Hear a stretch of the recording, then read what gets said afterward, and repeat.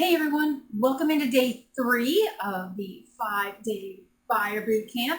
I hope everyone's having an amazing day. Today we're talking about why investors don't necessarily like working with retail realtors and the questions that you need to be asking your buyer prospects to help you close several deals every single month. So let's hop on over and figure out what we need to be asking them.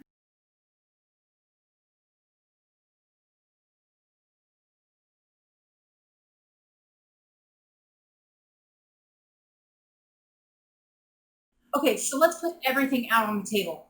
Most cash buyers or investors, most, not all, will tell you they do not like working with realtors, and a lot of agents will tell you that they don't like working with investors. Quite frankly, I believe that the disconnect comes from not understanding exactly what the other needs. If you ask an agent why they don't like investors, the biggest complaint is going to be lowball offers.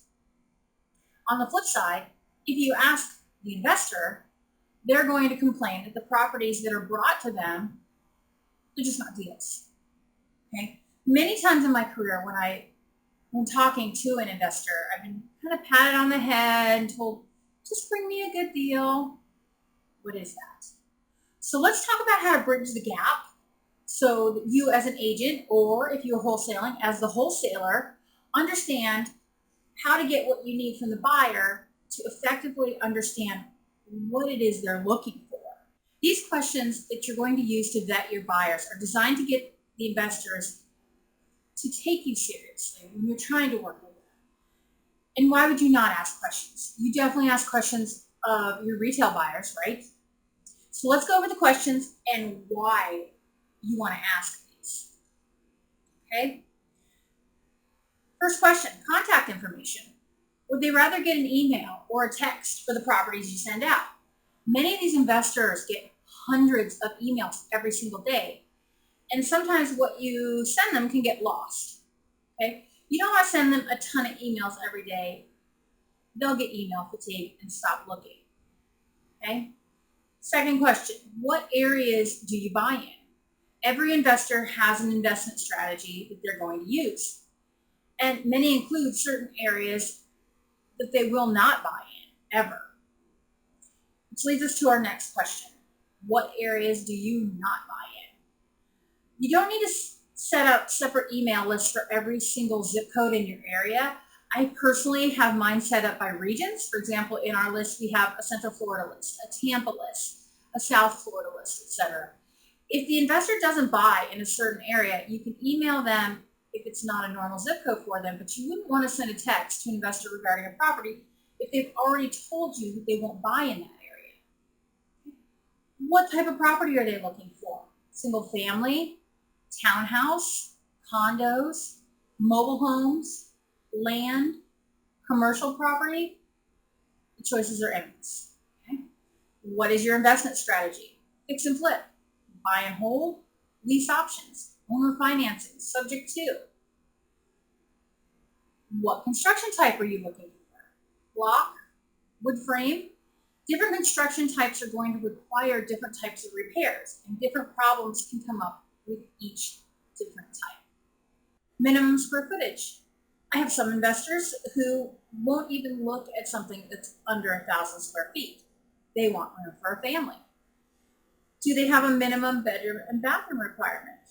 A lot of investors will look at 2 bedrooms with their preferred square footage because they can add a 3rd bedroom, as I was saying. Are there any features that you require or will not look at?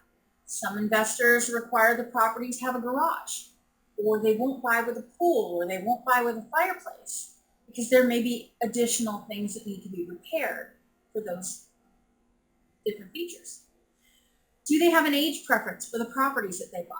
A lot of investors won't look at the houses that are built in the 20s or 1900s or very old properties because there's more repairs to be done. What rehab level are they comfortable with? As a new investor, they may not be able to handle a larger rehab. Are they okay with fire damaged properties or sinkholes? There are some seasoned investors out there that look specifically for those problems. Are they okay with tenant occupied properties? Depending on when the lease expires, some fix and flip investors might be okay with a tenant as long as they're receiving a couple months rent while they wait. Okay. On the flip side of that, some investors are happy with tenants as long as the property creates the return they're looking for. What is their required return? Not all investors require the common standard of 70% of ARV minus the repairs. Conversely, some investors are okay with an ROI under 10% based on where the property is located. Do they have any deal breakers? We really don't need to explain that one. Are they using cash or hard money? And this question will help you determine how quickly they may be able to close. When an investor is purchasing, generally they do not use financing contingencies. And since hard money loans are based on the property itself, instead of the borrower's credit, they're able to close much quicker. Are they currently looking for a property? This is going to help you determine if you need to be looking right then for the specific buyer. How quickly can they close? If they are always using a certain lender, they will know how much time they need. Okay? If they're closing cash, they could probably close as soon as title is done. So let's talk about how to ask these questions. You never want the buyer to feel like you're giving them the third degree. And this goes for investors and it goes for retail buyers as well. Okay? When you're talking to them and trying to decide if this is someone you can work with, ask them, hey, I have a list of questions I need to go through so I make sure I get you the deal you're looking for. Do you have a minute? If they don't have time, they're going to tell you, I don't have time right now.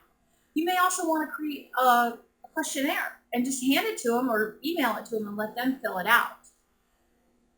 The investors are used to these questions and they know that answering these questions is going to get them what they're looking for.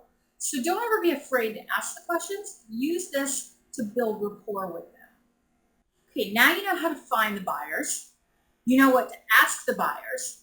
So for tonight's homework, if you have already received your skip trace list, it's time to start reaching out to these buyers. I want you guys to talk to at least 20 investors. That doesn't mean make 20 phone calls and leave voicemails. Keep going until you've talked to 20 people from that buyer's list.